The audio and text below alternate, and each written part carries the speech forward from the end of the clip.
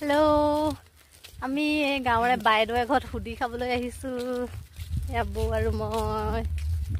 নহলে ডাঙৰ বাবা ইয়াত ভাত খাব হেই পালি ন বাবা আনিব লাগে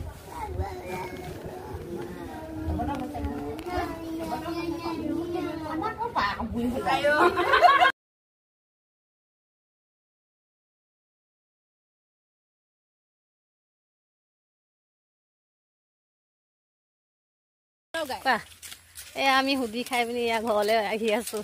লগতে এয়া পকা মিঠৈ লৈ আহিছো কিন্তু আমাৰ কলিজা এটা আহি আছে লগতে এইটো মানে কিবা এটা কৈ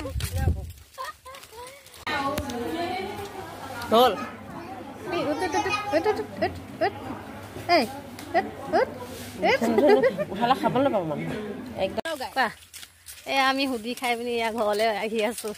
লগতে এয়া পকা মিঠৈ লৈ আহিছো কিন্তু আমাৰ কলিজা এটা আহি আছে লগতে এইটো মানে কিবা এটা কৈ